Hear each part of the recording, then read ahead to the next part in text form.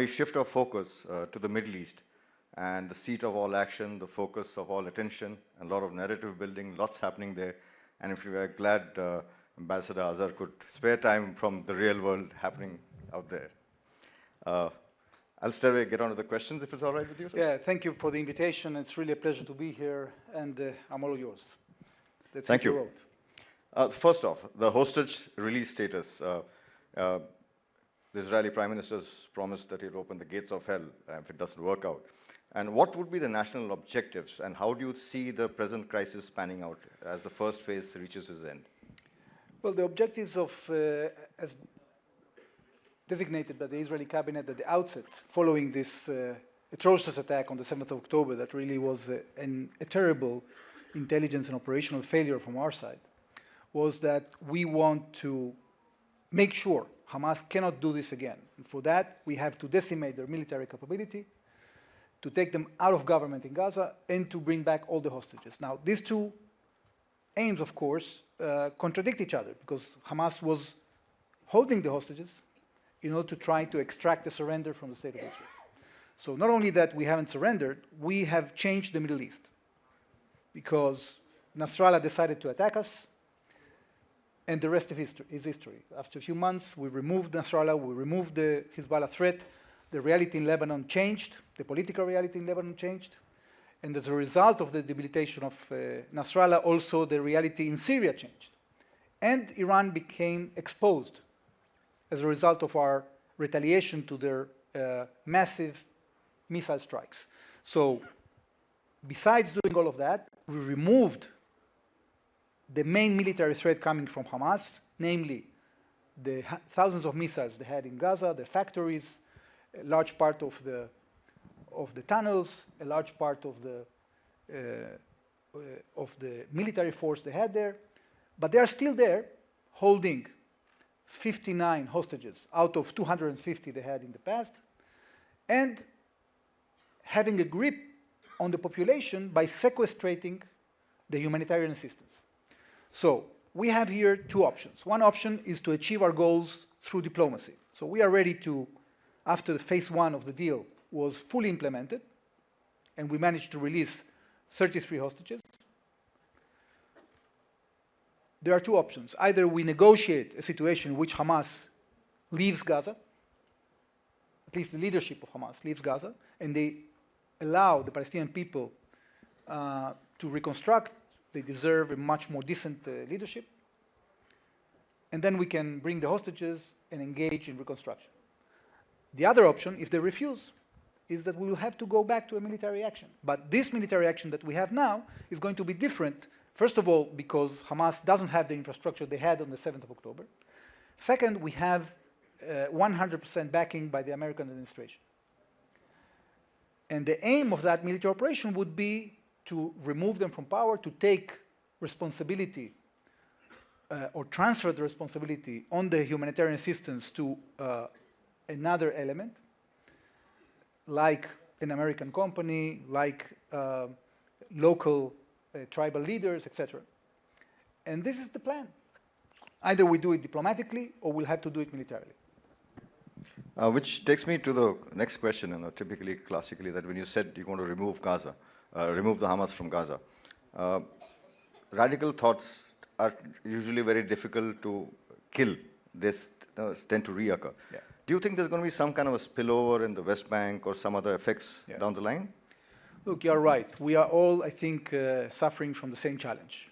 Radical Islamic movements are all over the Middle East, are here in your region, and to fight the phenomenon is different from fighting a specific threat, military threat. But you cannot escape either of them. You have to sometimes implement military means, but you have to fight radicalism also with other means.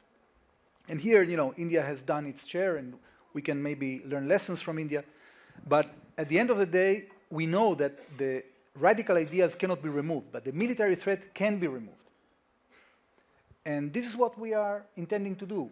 There's no chance under the current leadership in Israel that we will allow Hamas to rearm and regroup and reconstitute a threat against us, not only because of Hamas, Also because of the inspiration of Hamas on the 7th of October. We've seen how Hamas leaders have been invited to the occupied parts of Kashmir by Pakistan. So we don't want Islamic radical organizations to copycat the 7th of October. And that's why we are also taking measures in Judea and Samaria. But I think that what we have already done in Gaza is a deterrent for the West Bank as well. Because people have seen what are the results of this radicalism and what are the repercussions on the population, and I think they are not very eager to repeat the drill. That's very interesting. I mean, there are a lot of thoughts going around nowadays, from transforming Gaza into a Riviera to a total takeover. What do you think is the future trajectory of Gaza, and how do you think the difference from Biden to Trump 2.0 administration, how has that impacted this resolution, or how is it going to make a difference? Okay, I think what is special about Trump is that he's willing to think outside the box and consider things that were never considered, because we thought, you know, in the history of the Middle East, that we have to follow a certain path. Well, you know, the Abraham Accords have proved that we don't have to follow that path. That we can do peace with with Arab neighbors that are interested in engaging with us because of economic and security interests, even if the Palestinians refuse to come to the table. And this is exactly what's going to happen now again. We cannot go back to archaic ideas or to be complacent with the fact that you have to live with radical elements. No, you don't have to do it. In order for that to happen, we have to finish this job, first of all, militarily. And we haven't. Let's be frank about it. So we have done maybe enough on the military front if Hamas agrees to renounce power. I'm not very optimistic this will happen. So the chances that we'll go back to military operation in Gaza are high. But then the question is what we do next. We don't want to bring back the Palestinian Authority in its current mode, because the Palestinian Authority is corrupt, because it has failed to fight against Hamas. And actually Hamas threw them out of the roof, from rooftops in Gaza in 2007. So we are not going to do all this operation to give authority to an authority that is going to lose again to Hamas. We have to think outside the box. And that means, first of all, that like in other conflicts, in Ukraine, for example, unfortunately, 5 million people had to leave Ukraine as a result of the war. They were received by neighbors, at least temporarily. As a result of the war in Syria, in which 12 million people were displaced from their homes, at least 6 to 8 million had to leave Syria. So why Gaza is the only place in which people cannot leave? Not forcefully, right? So those countries that are willing to host them, if they have feelings for them, we're willing to help them with that. But it doesn't mean, I'm not talking about this cynically. I'm talking about it seriously.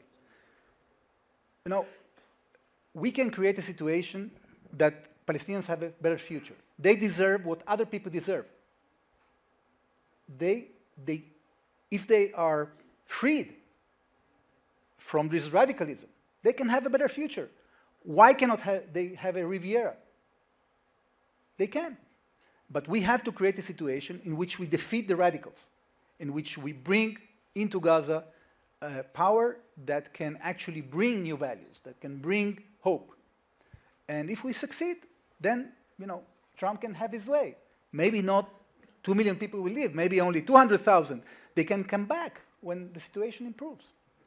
So we have to think outside the box. I think that we have enough common interest.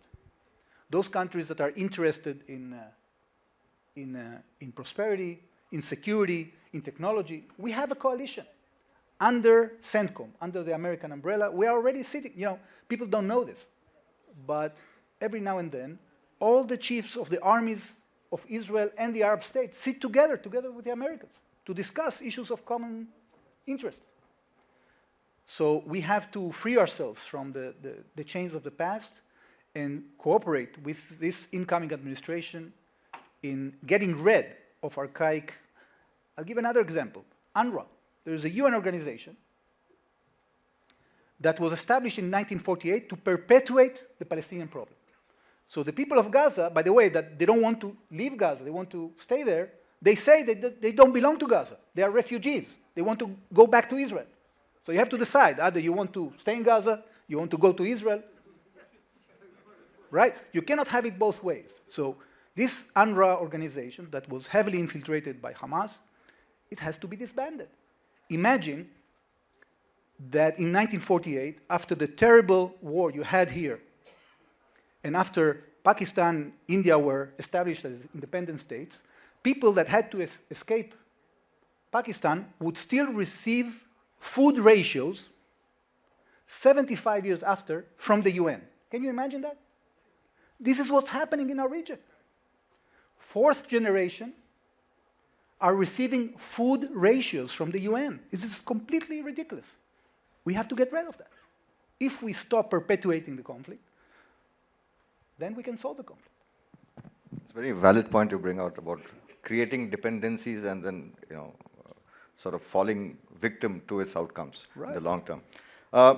Israel's conflicts have been extensively in the, in the urban domain of late against terrorists and in dense urban atmosphere, ecosystems, Gaza especially. And Israeli defense forces have the history of having fought conventional wars in the past. So how has the Israeli defense forces and especially the Israeli Air Force adapted? Because today, unlike most countries, very interestingly, yours is probably the only country which has Air Force as a leading element of its military instrument. So how has this change come about, fighting conventional wars to fighting unseen terrorist? Well, today we have the honor to have a lot of people from the defense establishment, so they know very well that usually the defense, the army gets ready for the war that happened, not for the war that will happen. And that's something that is very difficult to deal with, because sometimes you don't know what is going to be the nature of the threat and what is the answer to the new challenge your enemy is going to bring in front of you. So in Israel, we understood very well that Iran was building around us a ring of fire. Is supplying this missile technology and drone technology to many proxies, terrorist organizations in the region, to the Houthis in Yemen, to the Shiite militias in Iraq, to Hezbollah in Lebanon, to the militias in Syria, etc. Building factories in Syria, factories in Lebanon. So we knew that we have to get prepared for that. So for years, not only we've been gathering intelligence about that, but we created a multi-layered system of missile defense, which proved itself pretty well in this war. And by the way, it's becoming very popular because many countries understand that this is the future in warfare, and they want to acquire these capabilities. The threat that we haven't been successful enough in getting ready for was this whole issue of tunnel warfare. And this is something that we knew that was happening because this tunnel threat already exists in our region for more than a decade. And we had to reinvent it during the confrontation in Gaza. Now, when it comes to the humanitarian side, Israel has been also very innovative. We have developed tactics to avoid collateral damage, civilian damage, like no country on the face of this earth. And we are sharing these methods with other armies that are interested in that, usually Western armies, or, we have also, of course, cooperation with the Indian army. Tactics like knock on roof. I don't know if you heard about that. I'm sure the crowd may not have, so if you could elaborate. So knock on roof is a situation in which you want to bring down a terrorist infrastructure, but the building is full of civilians. So what you do, beyond calling people and sending pamphlets, you send a very small amount of ammunition from the air to the top of the building, so people feel that building is shaking, so they leave. And only after 5 minutes, you send the heavy load. So you make sure that all the civilian population has evacuated the area. Of course, that you lose also the surprise factor and that all the terrorists also escape. But if you want to limit the collateral damage, this is one tactic. Another tactic has to do, as I said before, with the telephones and the pamphlets. What we've done in the Gaza Strip is that we have mapped the Gaza Strip and separated it into quarters. And we have published these quarters through the media to all the population.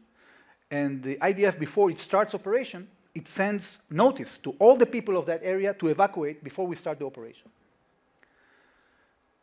And then there are many other things that we do that have to do with the fact that Hamas was hiding itself. You know, all the headquarters of Hamas in the Gaza Strip were either in hospitals or in schools. The intelligence arm of the Hamas military wing was under the main headquarters of UNRWA in the Gaza Strip. Can you believe that? They were taking their communications, okay, and their electricity from the UN. This is true, it's a fact. Okay, so what are you going to do? Are you going to bombard the UN? Not a good idea. Look, this is the challenge that, no, but don't laugh, folks, because this is the reality. And this can happen to you as well. The terrorists tomorrow can hide behind a UN facility. This happened to us, by the way, in Lebanon as well. Hezbollah was firing at us from behind UNIFIL positions, endangering, by the way, Indian UNIFIL soldiers. So this is the challenge we are having from terrorists. And the terrorists, they are going to take advantage of any rule written in the book, and they are going to abuse it in order to challenge you. And the question is, what are the tactics that you develop outside the box to minimize collateral damage? And of course, the most sophisticated way of avoiding collateral damage was the beeper attack. Because the beeper attack targeted only the terrorists that had the beeper on their heads, right? So imagine we would have to target all these terrorists with massive bombardment. There would be tens of thousands of innocent Lebanese civilians that would have died. So that's another tactic.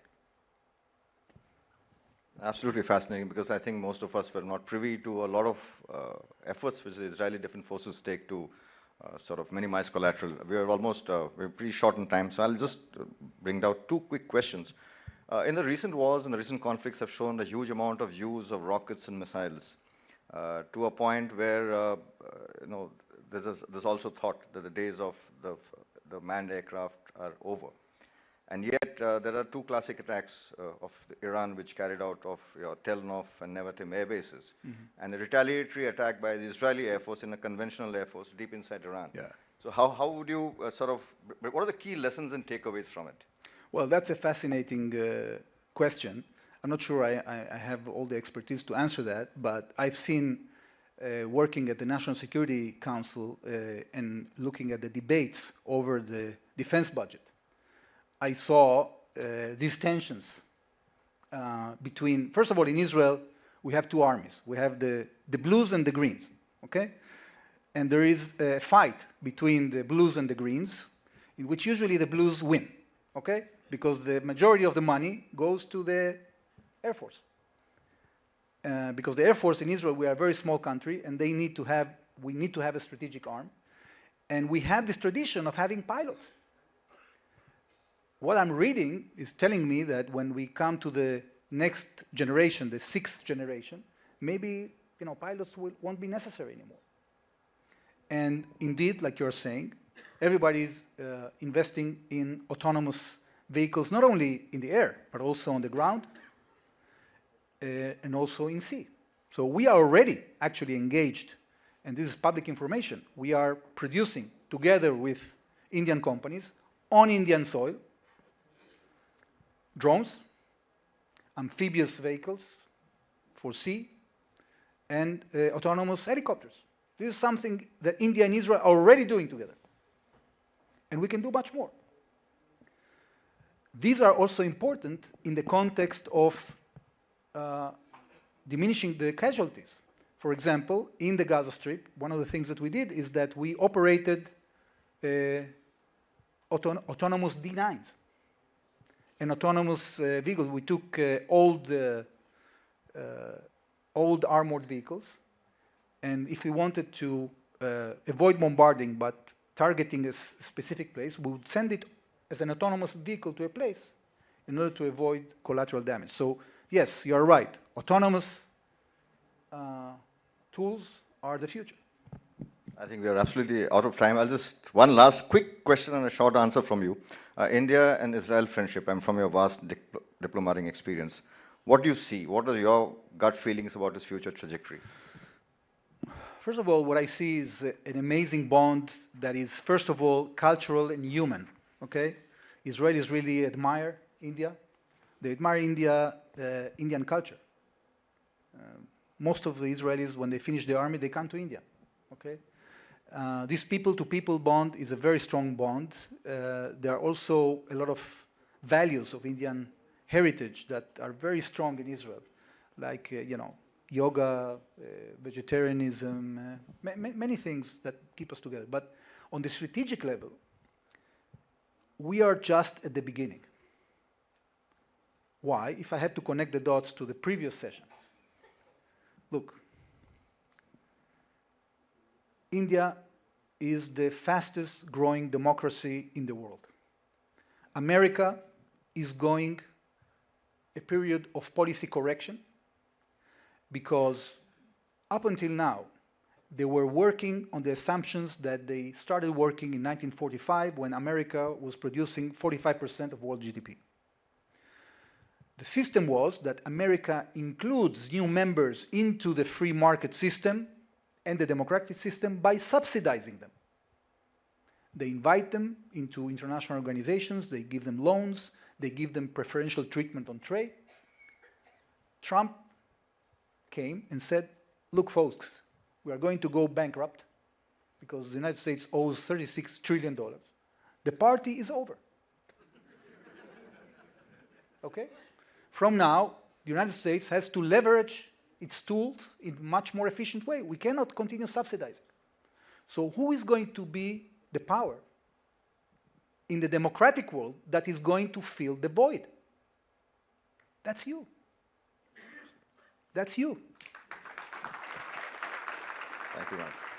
And that means that we can create a coalition that includes not only values, but also technology, both on the civilian side and on the military side, to win this global competition. Israel is a very small country. We are not have aspirations to become a big power. But we complement you. We export innovation, you do innovation, plus the entire economic chain. So anything technological that we bring from Israel, you can benefit from it 10 times what we benefit from it. So these partnerships are going to grow. As we speak, we are engaged with the new American administration, we are engaged with the Indian government to create these technological partnerships, not just on the defense side, but also on the civilian side. We have a chance to have an amazing role of India in the Middle East via the connectivity corridors that India wants to make through the Middle East. And we have now all the elements in place. All the countries that want to be part of this IMEC corridor, they are starting to move forward. We're having meetings about that. We are elaborating that. We have to bring the private sector into that. And I believe that India is going to play an amazing role in the development of our region. And that's another reason why this partnership between India and Israel is so important for us. Thank you, Ambassador. That's an absolutely fascinating thought. Israeli technology, Indian supply chains, I think the future is unlimited. May I request all of you to give a wide round of applause for Ambassador K for taking the time out in a very difficult time.